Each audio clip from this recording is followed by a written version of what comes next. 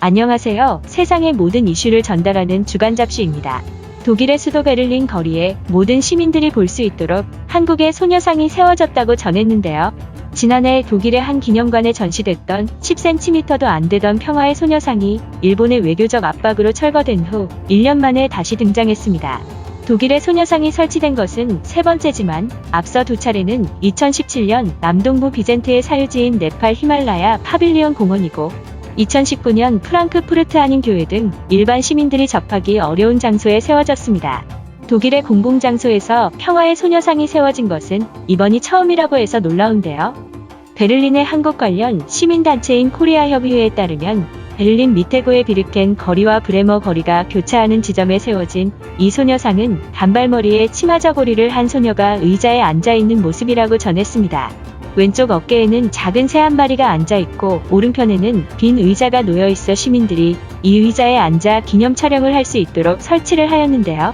설치 장소가 지하철역 인근으로 음식점과 카페가 많은 지역에 위치해서 지역 시민의 접근성이 용이하고 주독 일본 대사관과는 직선으로 2.8km 밖에 떨어져 있지 않다고 합니다.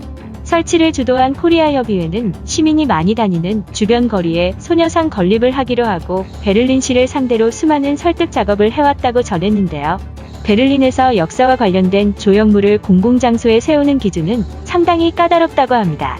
협의회는 일본군 위안부 피해자 문제가 국가 간 문제를 넘어 전 세계적으로 전쟁 피해 여성 및 여성 인권 문제라는 점을 명분으로 내세웠고 올해 초 베를린 도시공간문화위원회 등 관계 당국의 심사를 통과해 지난 7월 최종 허가를 받고 지난 25일 독일 시민들이 볼 수 있는 곳에 설치되었다고 합니다. 협의회는 일본군 위안부 문제와 여성 성폭력 극복을 주제로 한 전시관을 인근에 운영 중이어서 소녀상과의 연계 효과가 클 것으로 기대하고 있다고 전했습니다.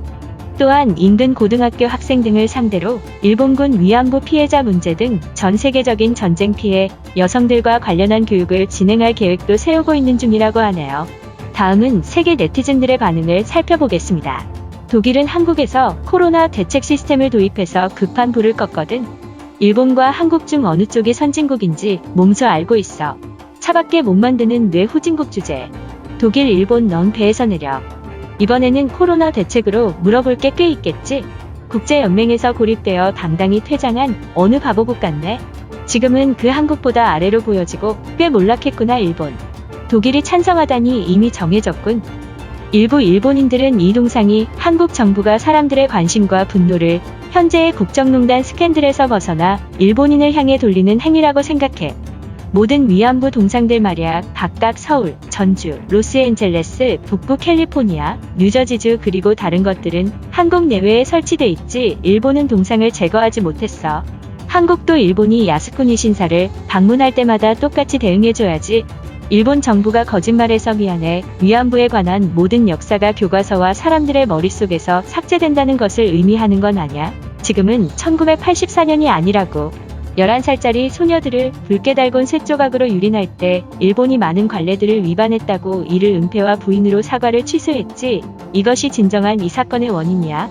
내용이 도움이 되셨다면 좋아요와 구독 부탁드립니다. 시청해주셔서 감사합니다.